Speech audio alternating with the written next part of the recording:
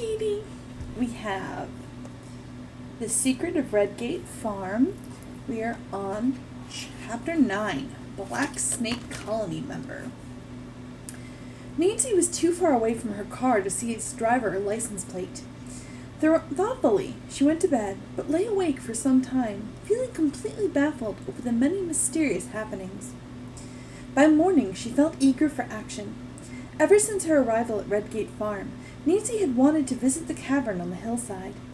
The strange moonlight ceremony and the unidentified car which had hesitated in front of the house only intensified her interest in the place. She broached the subject of a visit there to Mrs. Bird, but Joanne's grandmother frowned on the idea. "I'll worry if you go," she said. "Those folks are probably harmless, but we don't know much about them. I wish now I had never rented the land. The neighbors are saying I was foolish to do it in the first place." "And so you were," Mrs. Salisbury, who had overheard the conversation, chimed in. "You'll ruin the value of your farm. Why, people around are saying dreadful things about the members of that cult. Even Reuben is afraid to go near the place." "I'm not," Nancy announced. "I think it would be fun to investigate." Mrs. Salisbury snorted. "Fun! Girls these days have strange ideas of fun. First thing you know, Mrs. Bird shall be wanting to join the colony." "Nonsense," Mrs. Bird smiled.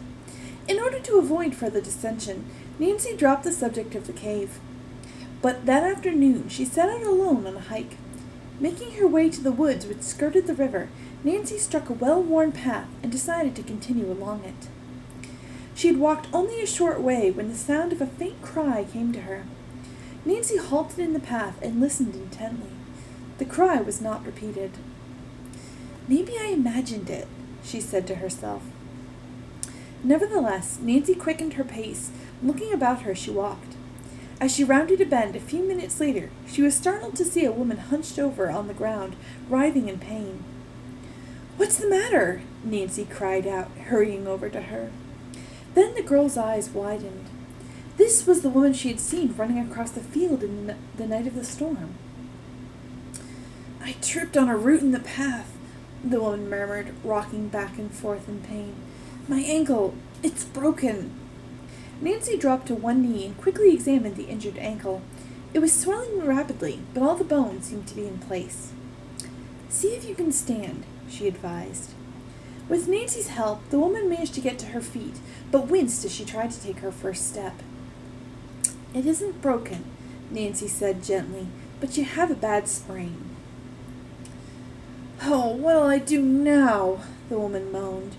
"Do you live far from here?" Nancy asked. The stranger looked at her rather queerly and did not answer at once. Nancy thought she did not understand, so repeated the question. "About a quarter mile up the river," was the mumbled response. "I'll get there all right."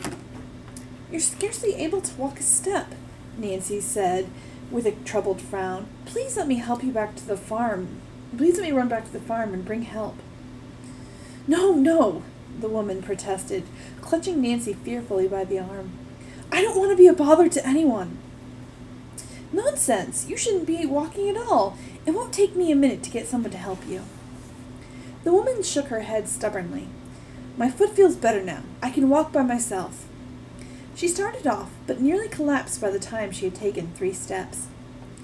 "If you won't let me go for help, then at least let me take you home." Again, the woman protested, but Nancy took hold of her arm and placed it over her own shoulder.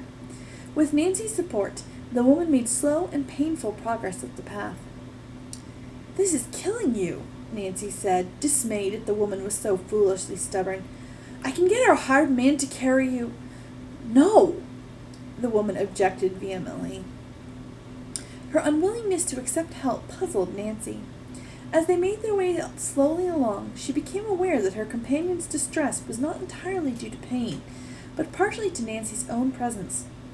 This mystified Nancy, but she could not turn back as long as she knew the woman really needed her. "I don't remember seeing any houses along the river," Nancy said after a time. "You're not a member of the nature cult, are you?" A half-cynical expression crossed the woman's face, then one of sadness. Yes, she returned quietly. I'm one of the members. Nancy took time to scrutinize her companion more carefully than before. She wore a blue gingham dress, which was plain and durable, and certainly did not appear to be a costume. The woman did not speak or act as Nancy had imagined a member of the cult would. She seemed like any other person. It must be healthful to live an outdoor life, Nancy remarked, feeling that some comment was necessary. I've often looked over at your tents and thought I should like to visit the colony sometime. The woman stopped abruptly in the path and faced Nancy, an odd look on her face. You must never come near. Why not? It wouldn't be safe. Not safe? Nancy echoed in astonishment. I don't understand. I mean the members of the cult don't want folks prying around, the woman said hastily. I see. The rites are secret? That's it, the woman said in obvious relief. But why couldn't I visit the colony sometime when ceremonies aren't being held? Nancy persisted. You mustn't come near the hillside, ever, the stranger warned. The two continued up the path. To Nancy, it was apparent that her questions had disturbed the woman, for several times she caught her looking distressed and worried. As they approached the hillside colony, and before they were within sight of the tents, the woman stopped short. Thank you for your help, she said quietly. I can make it alone from here. Nancy hesitated. The woman's firm tone told her it would do no good to protest. She was not going to let Nancy come any nearer to the camp. At least let me find something you can use as a cane, Nancy said. She searched along the path and found a branch that was strong enough. The woman accepted it gratefully. Her face softened and she stood for an instant, looking intently at Nancy. You're a good girl to help a stranger like me. I wish... The woman turned away abruptly. Remember, she advised sternly over her shoulder, don't ever come near the camp. Still perplexed, Nancy watched the woman hobble away. It took her a long time to reach the top of the hill, but at last she disappeared from sight. I can't understand why the poor thing acted the way she did, Nancy said to herself as she sat down on a log to think. What harm could it have done if I'd gone with her to the colony? The cult must have some very important secrets. The more Nancy considered the matter, the more baffled she became. The woman didn't look as though being a member of the Black Snake Colony made her very happy, Nancy thought. If they're so afraid that someone will discover their secrets, they must be doing more than just flitting at night in white robes. Maybe that's only to keep people from guessing what really goes on there. As Nancy reached this startling conclusion, she jumped up and walked briskly toward Redgate Farm. There's one thing certain, she said to herself with a chuckle. Now that woman has forbidden me to go near the camp, I can't resist finding out what's happening over there. Nancy was just approaching the farmhouse when she heard the phone ringing.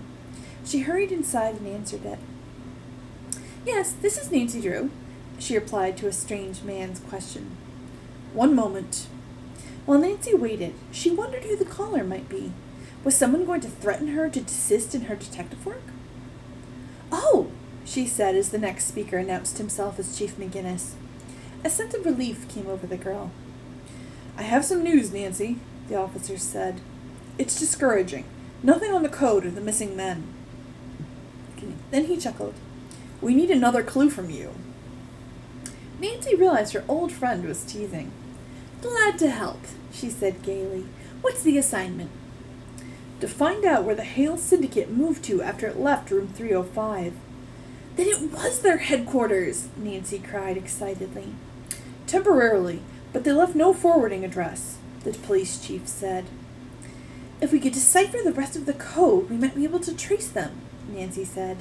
Anyhow, I'll be on the lookout for any clues. At least it shouldn't be too hard to find Yvonne Wong. Chief McGinnis agreed and assured Nancy he would let her know if there were any new developments. Then he asked, And what are you doing? Any mysteries up your way? There might be. She told him the little she had been able to glean about the mysterious nature cult. She described the unusual moonlight ceremony the girls had witnessed and the appearance of the unidentified car. The police chief whistled in amazement, like, Sounds as though you do have another mystery up your sleeve. Have you come across any possible clues to what the cult is worshipping, Nancy? The girl detective hesitated a moment before telling Chief McGinnis about her curious conversation with the woman she had assisted in the woods. She decided to mention it, and added that although the woman had readily admitted to being a member of the cult, she had given Nancy no reason for her firm warning to stay away from the meeting place. Black Snake Colony, eh? The police chief said reflectively. Yes, Nancy replied. Have you ever heard of it? No, but let me look in a report we have here on all the cults. I'll call you right back. Nancy waited eagerly for the phone to ring. When it did, she snatched up the receiver. The Black Snake Colony is not listed, Chief McGinnis told her. You mean it's a phony? Nancy asked excitedly. Oh, maybe it's a fake cult. We'll have to find